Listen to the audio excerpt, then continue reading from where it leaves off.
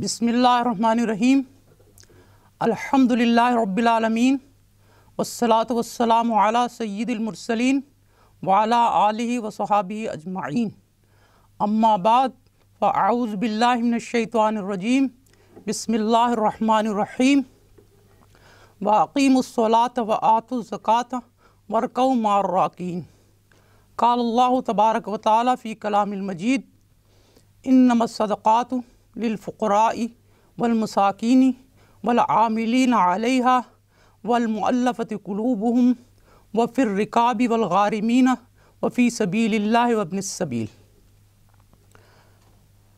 قال النبی صلی اللہ علیہ وسلم بنی الاسلام علی خمس شہادت ان لا الہ الا اللہ وان محمدا رسول اللہ واقام الصلاۃ وایتاء الزکوٰۃ والحج وصوم رمضان۔ معزز علماء کرام، السلام علیکم ورحمۃ اللہ وبرکاتہ۔ میری آج کی گفتگو کا موضوع پاکستان کا نظام زکوٰۃ اور اس کی بہتری کے لیے تجاویز ہے۔ دین اسلام ایک مکمل ضابطۂ حیات ہے جو تمام زمانوں اور سارے انسانوں کے فطری جذبات اور رویوں کی رہنمائی کا سامان فراہم کرتا ہے۔ زندگی کا کوئی پہلو ایسا نہیں ہے جس کے لیے ہدایت کا راستہ متعین نہ کیا گیا ہو۔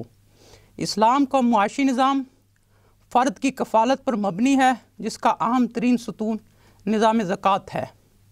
زکوٰۃ ایک ایسا مقدس فریضہ ہے جس کے ذریعے غریب و نادار افراد کی بنیادی ضرورتوں کی فوراً تکمیل ہو جاتی ہے اور ان کو مستقل طور پر زندگی کی جدوجہد میں برابر کی شرکت کے لائق بنا دیا جاتا ہے۔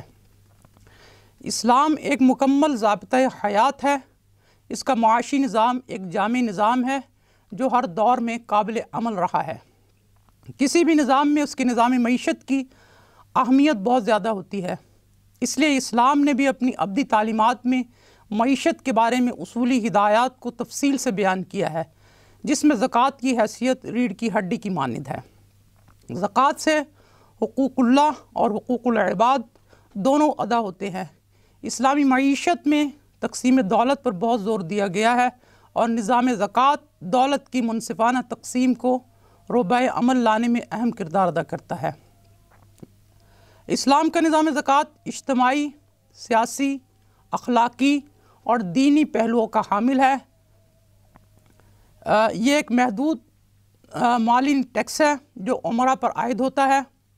زکوٰۃ ناداروں کی اقتصادی ضروریات کی تکمیل کے لیے صرف ہوتی ہے اور ارتکاز دولت کا خاتمہ کرتی ہے۔ زکوٰۃ کے اجتماعی نظام کی بدولت معاشرے کے ہر فرد کو مصائب و آفات سے تحفظ ملتا ہے، انسانی اخوت و یکجہتی وجود میں آتی ہے، غربا اور عمرہ کے درمیان فاصلے کم ہوتے ہیں، معاشی ناہمواریاں دور ہوتی ہیں۔ زکوٰۃ کے سیاسی پہلو پر اگر غور کیا جائے تو وہ یہ ہے کہ ریاست زکوٰۃ کی وصولی اور تقسیم کے فرائض سر انجام دیتی ہے، عاملین کا ایک پورا نظام قائم کرتی ہے اور عدل کو ملحوظ رکھتی ہے۔ زکوٰۃ قلوب کی تطہیر کرتی ہے اور اغنیا کے نفوس کو بخل سے پاک کرتی ہے اور نار حسد کو بجھا کر محبت اور اخوت پیدا کرتی ہے، اس لیے ایک اخلاقی نظام بھی ہے۔ زکوٰۃ ایک دینی نظام ہے، اس لیے کہ زکوٰۃ فریضہ اسلامی ہے اور اس کا مقصد ہی ایمان کو تقویت دینا اور انسان کو اللہ تعالیٰ کی اطاعت کے لیے تیار کرنا ہے، اس لیے کہ زکوٰۃ دین اسلام کا ایک رکن ہے جس کی مقدار اور مصارف دین نے مقرر کیے ہیں۔ اسلام کی عظمت و تقدیس کی بحالی کے لیے ناگزیر ہے کہ نظام زکوٰۃ بحال کیا جائے۔ اگر مکمل طور پر نظام زکوٰۃ قائم ہو جائے تو اسلام کو مزید قوت حاصل ہوگی اور مسلمانوں کو کافروں کے معاشی غلامی سے نجات دلائی جا سکے گی۔ زکوٰۃ کی اسی اہمیت کے پیش نظر حکومت پاکستان نے اسلامی نظام مالیات کی ترویج و اشاعت کی طرف پیش قدمی کے لیے آرڈیننس جاری کیا۔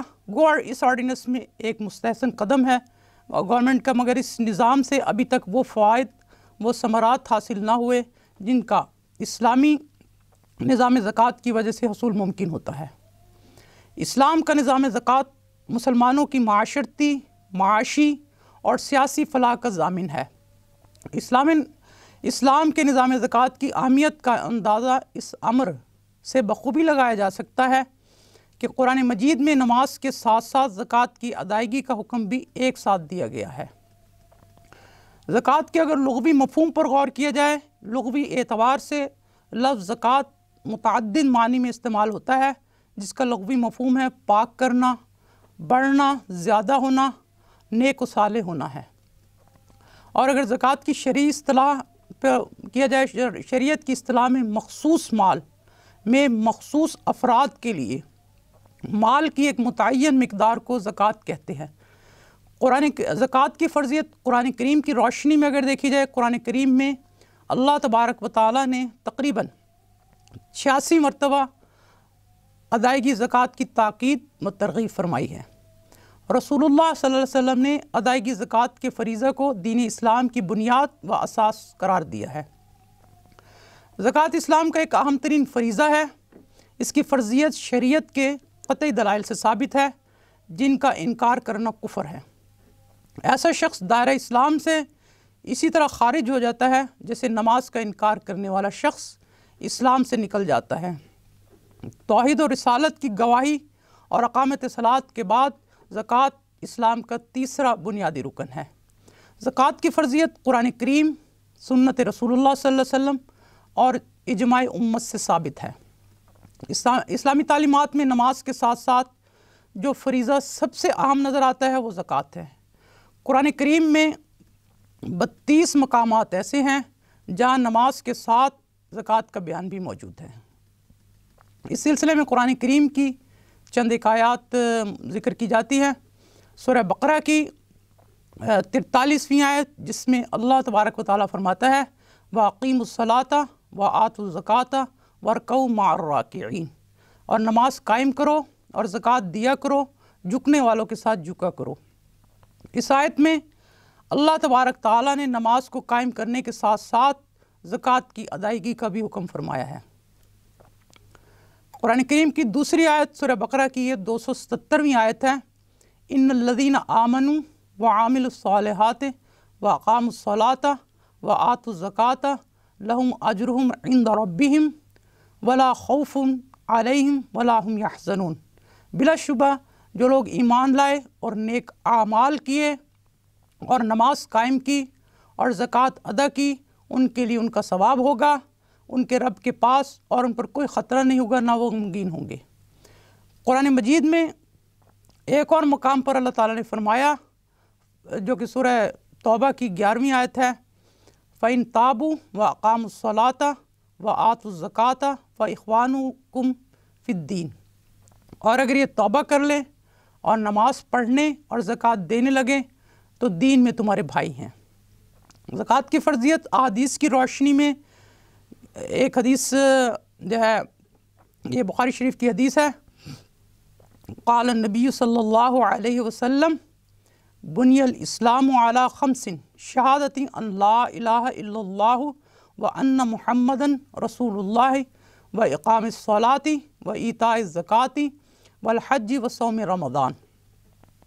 حضرت عبداللہ بن عمر رضی اللہ تعالیٰ عنہ فرماتے ہیں کہ رسول اللہ صلی اللہ علیہ وسلم نے ارشاد فرمایا، اسلام کی بنیاد 5 ستونوں پر رکھی گئی ہے۔ ایک یہ کہ اس حقیقت کی شہادت دینا کہ اللہ کے سوا کوئی معبود نہیں اور محمد صلی اللہ علیہ وسلم اس کے رسول ہیں۔ دوسرے نماز قائم کرنا، تیسرے زکوٰۃ ادا کرنا، چوتھے حج کرنا، اور 5ویں رمضان کے روزے رکھنا۔ حضرت عبداللہ بن عباس رضی اللہ تعالیٰ عنہ فرماتے ہیں کہ رسول اللہ صلی اللہ علیہ وسلم نے جب حضرت معاذ بن جبل رضی اللہ تعالیٰ عنہ کو امیر و قاضی بنا کر یمن کی طرف بھیجا تو ان سے فرمایا، تم اہل کتاب میں ایک قوم یہود و نصارہ کے پاس جا رہے ہو، جب تم ان کے پاس پہنچو تو سب سے پہلے انہیں اس بات کی گواہی دینے کی دعوت دینا کہ اللہ کے سوا کوئی معبود و الہ نہیں اور محمد صلی اللہ علیہ وسلم اللہ کے رسول ہیں۔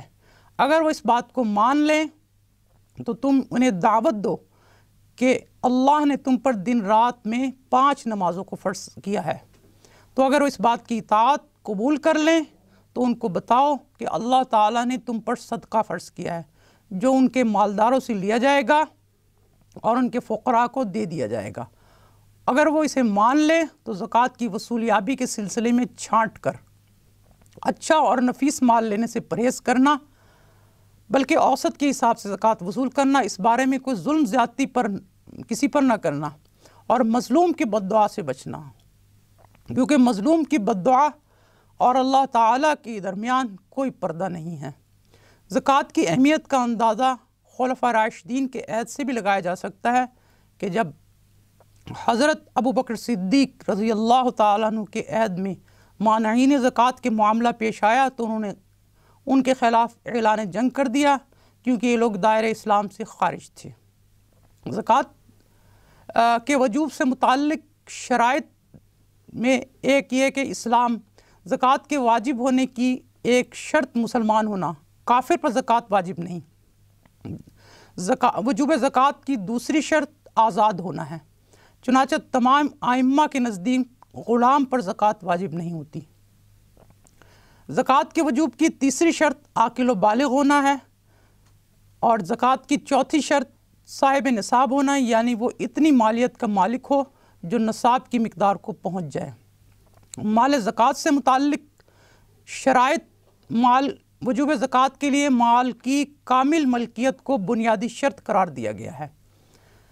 وجوب زکوٰۃ کی ایک شرط یہ ہے کہ کسی ملکیت کو مالک کے پاس 12 اسلامی مہینے گزر جائیں، اور تیسری مال کا قابل زکوٰۃ ہونا۔ وہ مال جس میں زکوٰۃ واجب ہوتی ہے اس کی 5 اقسام ہیں۔ ایک ہے سونا چاندی، معدنیات اور دفینے، سامان تجارت، غلہ اور پھل، پالتو جانور۔ چوتھی مال نصاب کی مقدار نصاب کی قیمت کے برابر ہو۔ زکوٰۃ کی فرضیت کی چوتھی شرط یہ ہے کہ مال زکوٰۃ کے نصاب کی مقدار کے برابر ہو، یعنی 20 مسقال یا دینار، 7.5 تولے سونا یا 200 درہم، 52.5 تولے چاندی، یہ اس کی قیمت کے برابر نقد رقم ہو۔ غلے اور پھلوں کی صورت میں احناف کے علاوہ دوسرے فقہا کے نزدیک نصاب 5 وسق یعنی 653 کلو گرام ہے۔ جانوروں کا نصاب کم از کم 40 بکریاں، 5 اونٹ اور 30 گائیں ہیں۔ مال اصل ضرورت سے زائد ہو۔ احناف کے نزدیک وجوب زکوٰۃ کے لیے یہ بھی شرط ہے کہ مال قرض اور بنیادی ضروریات سے زائد ہو۔ اصل ضروریات میں خوراک، رہنے کا گھر، سامان جنگ، گرمی اور سردی سے بچاؤ کا لباس شامل ہے۔ زکوٰۃ کے ادائیگی کے جائز ہونے کی بھی کچھ شرائط ہیں۔ اس میں نمبر 1 یہ ہے کہ نیت ہو اور دوسری تملیک ہو۔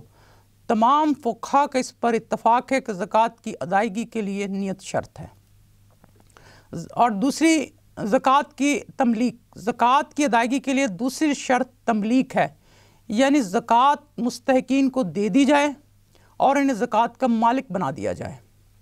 زکوٰۃ کے مصارف پر معزز علماء کرام و خطباء عظام زکوٰۃ کے مصارف کا تعین رب کائنات نے خود فرمایا ہے، اور رسول اللہ صلی اللہ علیہ وسلم کی خدمت اقدس میں ایک شخص حاضر ہوا اور اس نے عرض کیا زکوٰۃ میں سے مجھے عنایت فرمائیں۔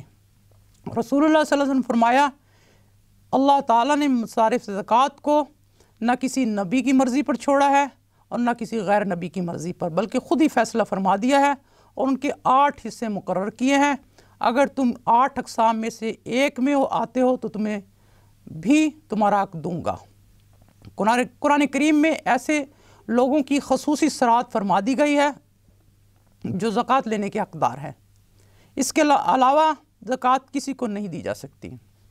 قرآن کریم میں سورہ توبہ کی 60ویں آیت میں رب العالمین نے فرمایا انما الصدقات للفقراء والمساکین والعاملین علیہا والمؤلفۃ قلوبہم وفی الرقاب والغارمین وفی سبیل اللہ وابن السبیل۔ یعنی قرآن کریم کی مذکورہ آیت جو بھی میں نے تلاوت کی اس میں مستحقین زکوٰۃ کی 8 اقسام بیان کی گئی ہے، جس میں فقراء، مساکین، عاملین زکوٰۃ، مؤلفۃ قلوب، رقاب یعنی غلامی سے نجات، اور غارمین یعنی مقروض، اور فی سبیل اللہ جہاد فی سبیل اللہ یعنی، اور 8ویں ابن السبیل یعنی مسافر۔ زکوٰۃ اسلام کے 5 بنیادی ارکان میں سے ایک ہے، جس کا مقصد حاجت مندوں، ناداروں، غربا اور معاشی دوڑ میں پیچھے رہ جانے والے طبقوں کی مدد کر کے پورے معاشرے کی فلاح کو یقینی بنانا ہے۔ پاکستان میں حکومت کی طرف سے نظام زکوٰۃ 20 جون 1980 کو نافذ کیا گیا، جبکہ عشر سے متعلق دفعات کو 15 مارچ 1983 کو عملی جامہ پہنایا گیا۔ اس بات کا جائزہ لینا ضروری ہے کہ آیا یہ نظام ایسے نادار لوگوں کے لیے بنیادی ضرورت کی اشیاء فراہم کر سکا ہے جو بے وجود معاشرے میں بنیادی وسائل نہ رکھتے ہوں، اور کیا غربت و افلاس کو کم کرنے میں کے ضمن میں کچھ پیش رفت ہوئی ہے۔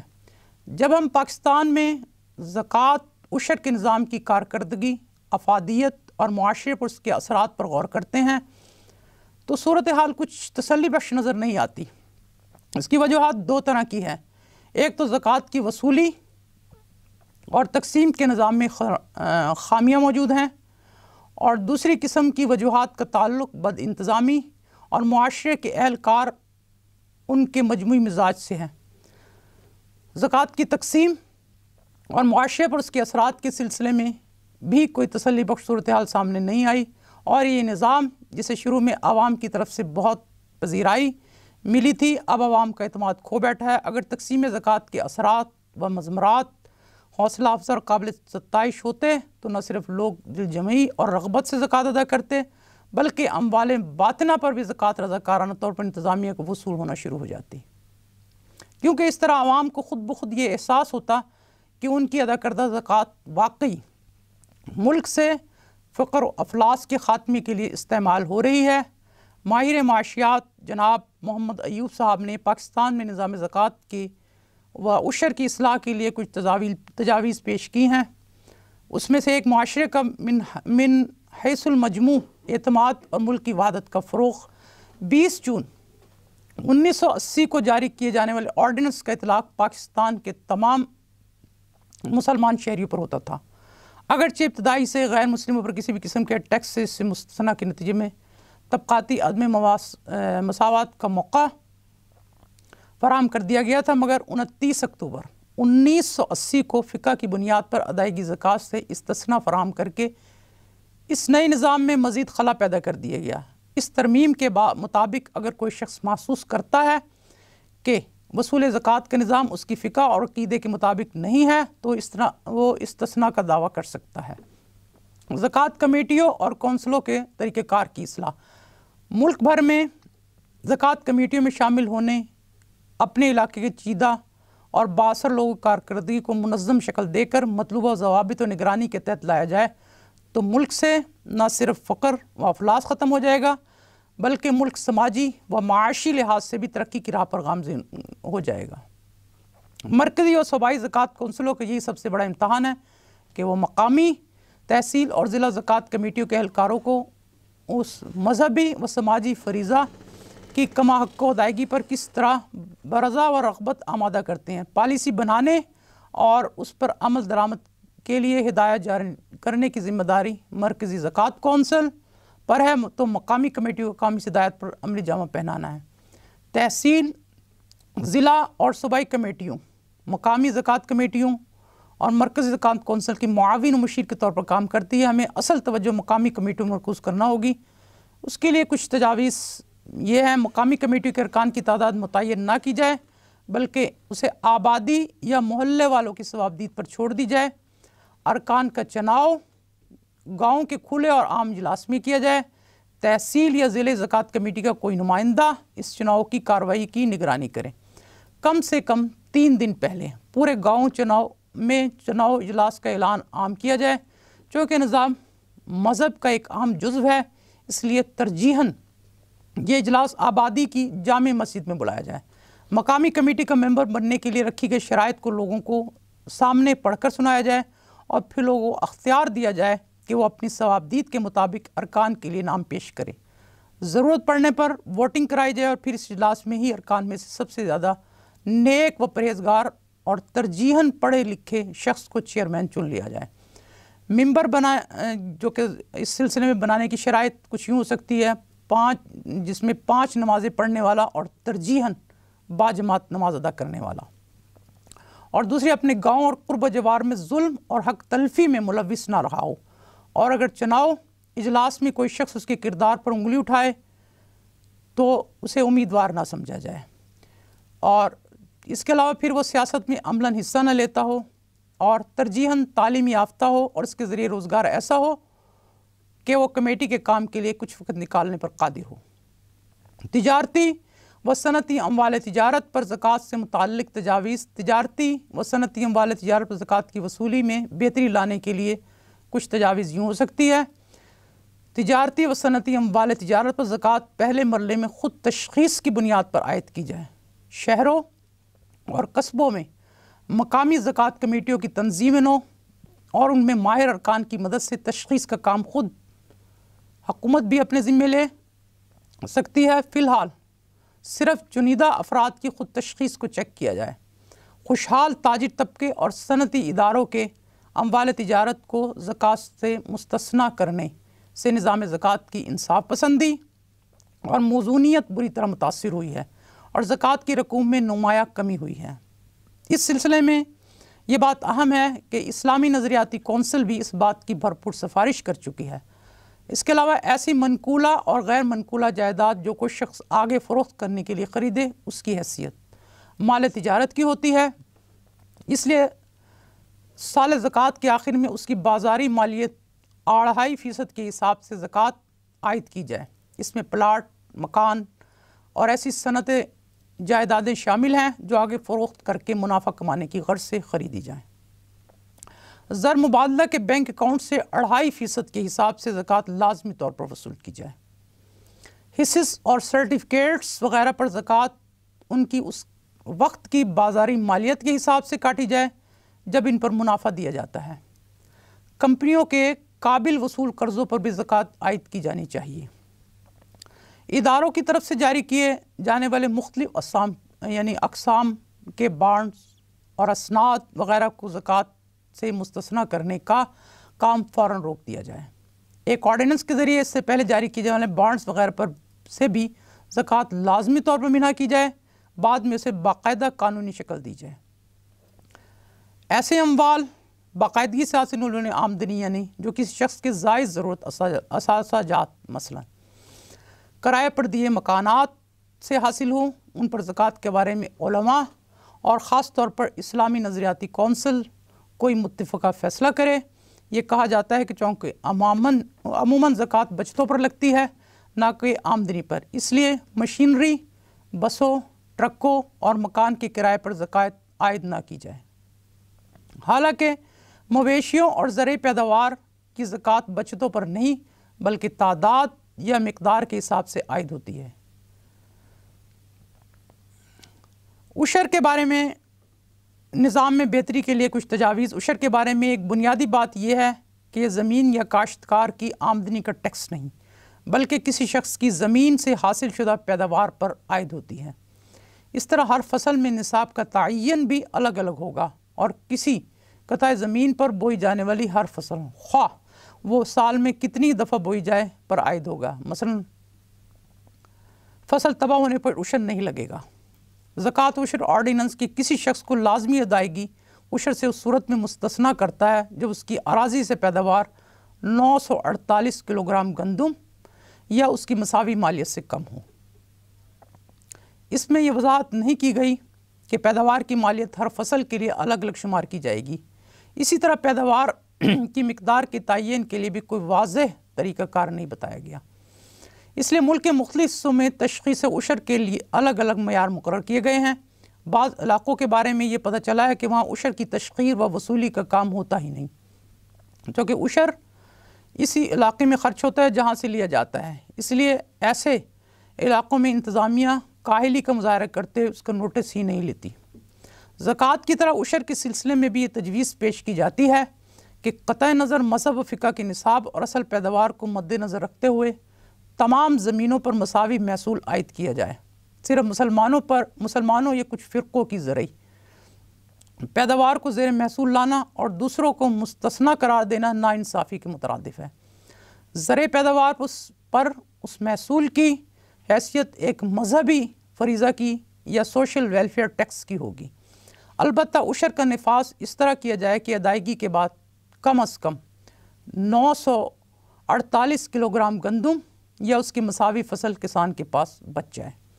عشر سے حاصل ہونے والی رقوم اگر زیادہ تر اس علاقے میں خرچ ہوں جہاں سے اکٹھی ہوں تو اس میں شرعی لحاظ سے کوئی قباحت نہیں، بلکہ یہ بہتر ہے۔ تاہم ضروری ہے کہ ایک مرتبہ ساری رقوم تحصیل یا ضلع کی سطح پر عشر فنڈ میں جمع ہوں، پھر وہاں سے اس کی تقسیم کی جائے۔ اس سے مقامی زکوٰۃ کمیٹی کی کارکردگی کا احتساب آسان ہوگا اور رقوم کی زیادہ بہتر استعمال میں مدد ملے گی۔ تقسیم زکوٰۃ و عشر کے بارے میں رہنما اصول پہ اگر ہم غور کریں تو مصرف زکوٰۃ کے بارے میں فقہ حنفی میں یہ شرط ہے کہ زکوٰۃ کی رقم وصول کرنے والے کو ملک تام حاصل ہو جائے تاکہ وہ اپنی مرضی اور ثوابدید کے مطابق استعمال میں لا سکے۔ چنانچہ ہمارے علماء کا خیال ہے کہ زکوٰۃ و عشر فنڈز کو ناداروں، حاجت مندوں، غربا، مساکین، یتامہ اور بیوگان کی مدد کے لیے استعمال کیا جائے، مگر ہسپتالوں اور سکولوں جیسے سماجی کاموں اور عام لوگوں کی فلاح کے لیے مطلوب بنیادی معاشی ڈھانچے کی فراہمی جیسے سڑکوں و پلوں کی تعمیر کے لیے استعمال نہ کیا جائے۔ البتہ علامہ رشید رضا جیسے جدید دور کے علماء اور قاضی ابو یوسف رحمہ اللہ تعالی علیہ اپنی تصنیف کتاب الخراج میں زکوٰۃ و صدقات کا ایک حصہ سڑکوں کی بہتری کے لیے خرچ کرنے کی تجویز دیتے ہیں۔ کچھ دوسرے محققین کا بھی نقطہ نظر یہ ہے کہ پہلی 4 مدوں میں تملیک کی شرط لازم ہے، جن میں فقراء، مساکین، عاملین اور مؤلفۃ القلوب شامل ہیں۔ ان کے لیے قرآن کریم میں بطور صلہ کے لام کا حرف استعمال کیا گیا ہے۔ اس کا مطلب یہ ہے کہ زکوٰۃ کی رقوم ان کے لیے ہے، یعنی ان کو دی جائے، وہ اس کے مالک شمار ہوں گے، جبکہ رقاب، غارمین فی سبیل اللہ اور مسافرین کے لیے فی کا لفظ استعمال ہونے کا مطلب یہ ہے کہ زکوٰۃ کی رقم ان مصارف میں استعمال کی جائے جہاں تملیک لازمی نہیں ہے۔ آج کل کے معاشی و سماجی حالات کے مطابق تقسیم زکوٰۃ کا مسئلہ اجتہاد طلب ہے، مگر ایک بات بالکل واضح ہے کہ جب ہم زکوٰۃ کو اسلام کا سماجی اور فلاحی نظام سمجھتے ہیں تو ہمیں مدات زکوٰۃ کی تشریح نص اور اصل روح کو مد نظر رکھتے ہوئے کھلے دل سے کرنی ہوگی، ورنہ معاشرے پر اس کا اثر عارضی اور بالکل غیر محسوس ہوگا۔ تقسیم زکوٰۃ و عشر کا ایک پہلو تقسیمی بلحاظ علاقہ ہے، یعنی ایریا ہے۔ اسلام کے عہد اول طریقہ یہ تھا کہ مختلف علاقوں کے عاملین یعنی گورنرز زکوٰۃ وصول کرتے اور وہیں خرچ کر دیتے۔ البتہ اگر زکوٰۃ کی رقم بچ جاتی تو دارالخلافہ میں امیر المومنین کے پاس بھیج دیتے۔ امام ابو عبید کتاب الاموال میں عمر بن عبدالعزیز رحمہ اللہ تعالی علیہ کے بارے میں لکھتے ہیں کہ انہوں نے اپنے عمال زکوٰۃ کو حکم دیا کہ وہ استطاعت نہ رکھنے والوں کے قرض ادا کریں۔ عہد فاروقی میں معاذ بن جبل رضی اللہ تعالیٰ عنہ نے یمن سے اموال زکوٰۃ میں سے 1/3 حصہ خلیفہ کے پاس بھیج دیا۔ حضرت عمر فاروق رضی اللہ عنہ ناراض ہوئے۔ اگلے سال حضرت معاذ بن جبل رضی اللہ عنہ نے نصف حصہ اور اس سے اگلے سال سارا مال امیر المومنین کے پاس بھیج دیا، بھیج کر یہ وضاحت کی یہاں مجھے کوئی ایسا ضرورت مند نہیں ملا جو مجھ سے کچھ صدقہ و زکوٰۃ لینے کا مستحق ہو۔ حضرت عمر فاروق رضی اللہ تعالیٰ عنہ نے بستر مرگ پر یہاں تک فرمایا کہ زکوٰۃ و صدقات جہاں سے لیے جائیں وہیں تقسیم کر دیے جائیں، یہاں تک کہ ہر دیہاتی 100 اونٹوں کا مالک بن جائے۔ اس سے ثابت ہوتا ہے کہ اسلام کے اس فلاحی نظام میں کافی وسعت اور لچک موجود ہے۔ ہمیں اپنے حالات کو مد نظر رکھتے ہوئے غربا اور مساکین، کم آمدنی والوں کی حتمی بھلائی کے لیے کوئی مؤثر طریقہ اپنانا چاہیے جس سے وسائل ضائع نہ ہوں، معاشرے پر دیرپا اور اچھے اثرات مرتب ہوں اور تمام طبقوں کی معاشی حالت بہتر ہونے سے سماجی و دینی تعلق مضبوط ہوں۔ عشر کے مصرف کے بارے میں تجویز یہ ہے کہ رقوم کو تحصیل و ضلع کی سطح پر اکٹھا کیا جائے۔ ملک میں آبادی کے بڑھتے ہوئے دباؤ اور وسائل روزگار بہتر سہولتوں کی تلاش میں شہروں کی طرف منتقلی کا رجحان اس بات کا شدت سے متقاضی ہے کہ ہم زراعت پر مبنی گھریلو صنعتوں کے قیام سے دیہات میں ہی صنعتی انقلاب برپا کر دیں۔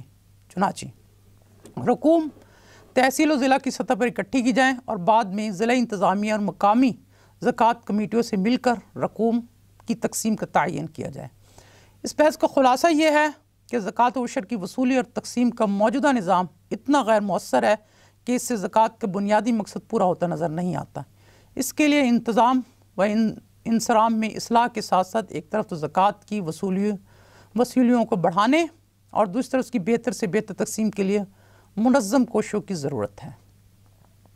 ناانصافی اور حکومت کی طرف سے مصلحت پسندی کے احساس کو ختم کرنے کے لیے آبادی کے تمام طبقوں کو قطع نظر ان کے مذہب و عقیدہ کے سماجی بھلائی کے اس محصول کے تحت لایا جائے، زیادہ سے زیادہ اموال پر زکوٰۃ عائد کی جائے، خصوصاً تجارتی و صنعتی اموال تجارت پر زکوٰۃ کو ان کے مالکان کی ثوابدید پر ہی نہ چھوڑا جائے۔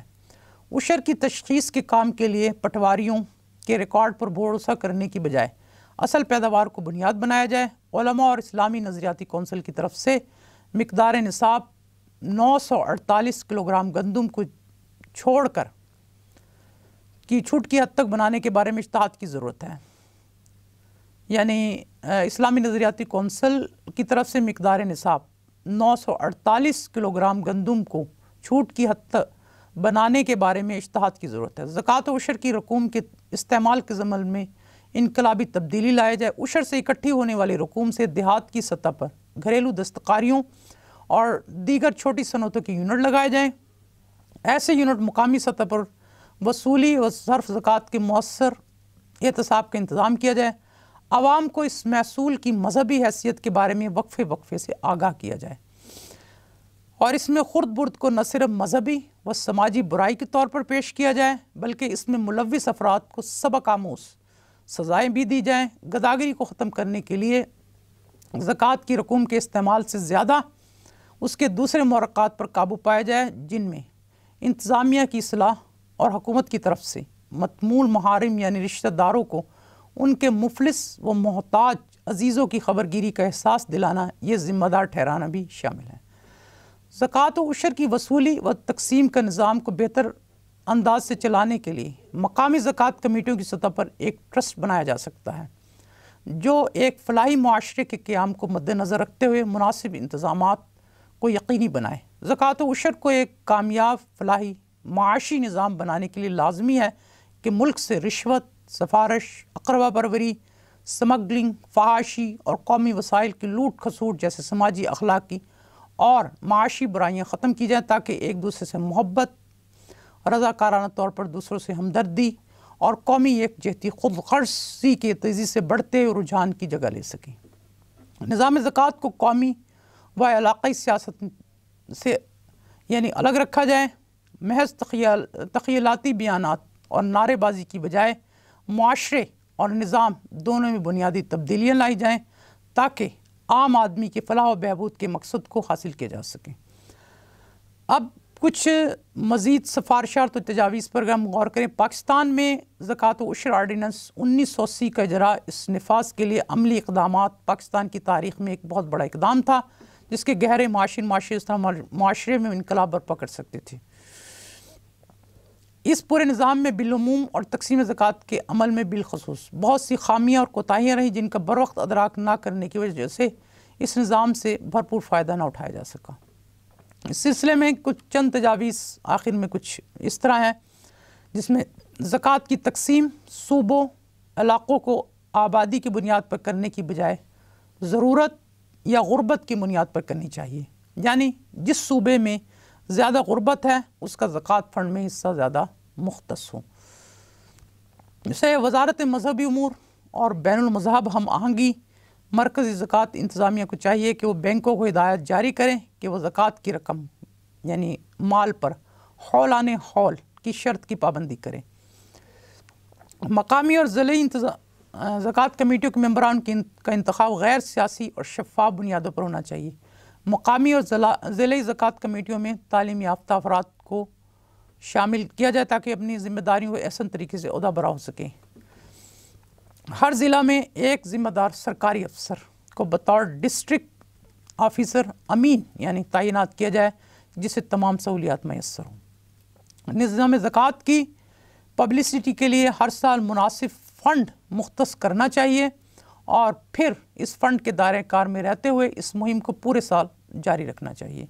اس مہم کو جاری رکھنے کے لیے ایسے ذرائع یا طریقے بھی تلاش کیے جائیں جن پر کم سے کم رقم خرچ ہو۔ جو لوگ اپنے زائد سرمایے سے زمینوں کے پلاٹ مکان خریدتے اور فروخت کرتے رہتے ہیں، مکان کی تعمیر کے فروخت کرنے کا کاروبار کرتے ہیں، جو لوگ دکانیں یا مکان تعمیر کر کے انہیں کرائے پر چڑھاتے ہیں، تو زکوٰۃ وصول شدہ کرائے کی رقم پر لاگو کی جانی چاہیے۔ عاملین زکوٰۃ کو یعنی مویشیوں کی زکوٰۃ کے متعلق اس بات کا خیال رکھنا چاہیے کہ وہ اعلیٰ مال مت لیں، بلکہ اعلیٰ اوسط اور ادنیٰ درجے کر کے ان میں وسط سے زکوٰۃ وصول کریں۔ اسی طرح اگر مال کی قیمت لگانے کی ضرورت پیش آئے تو معقول نرخ کا استعمال کیا جائے۔ مقامی کمیٹی کی یہ ذمہ داری ہونی چاہیے کہ وہ اپنے علاقے کے معذور افراد، یتیم، بیوہ اور اسی قسم کے دوسرے مستحقین کی فہرست تیار کر کے بالائی کمیٹیوں کو مہیا کریں۔ مقامی کمیٹی کی ذمہ داری ہونی چاہیے کہ اپنے علاقے کی معاشی فلاح و بہبود کا خیال رکھیں۔ پاکستان کو معاشی طور پر مستحکم کرنے اور نظام زکوٰۃ کو مؤثر باور بنانے کے لیے ضروری ہے کہ سادہ طرز زندگی کو رواج دیا جائے، سرپرستی اور خود غرضی کے رجحان کو کم کرنے کے لیے مؤثر تدابیر اختیار کی جائیں۔ زکوٰۃ جملہ مدات یعنی مثلا نقدی اور اس کے تمام موجودہ صورتیں، اجناس اور خشک پھل، اموال تجارت اور صنعت، مویشی اور دفینے وغیرہ سب پر وصول کی جائے، نہ کہ صرف نقدی اور اجناس پر۔ ہسپتال یا صحت کے اداروں کو زکوٰۃ فنڈ کا تعین مستحق مریضوں کی تعداد کو مد نظر رکھ کر کرنا چاہیے۔ قانون میں ایسی گنجائش جس کے تحت زکوٰۃ کی رقم خرد برد کرنے والوں کو سزا دلوائی جا سکے، یعنی ایسی قوانین بنائے جائیں اس سلسلے میں کہ کوئی زکوٰۃ کے مال پہ خرد برد کرتا ہے تو اس کو کڑی سزا دی جائے۔ مصارف سے زکوٰۃ کو چند ہزار کی امداد کی بجائے اپنے پاؤں پر کھڑا کرنے کی کوشش کی جائے تاکہ وہ نہ صرف لینے والے ہوں بلکہ زکوٰۃ دینے والے بن جائے۔ مصارف زکوٰۃ میں سے ایسے افراد جو کچھ لکھنا پڑھنا جانتے ہوں ان کو فنی اور ووکیشنل ٹریننگ دی جائے تاکہ وہ کام کرنے کے قابل ہو سکیں۔ وآخر دعوانا ان الحمد للہ رب العالمین۔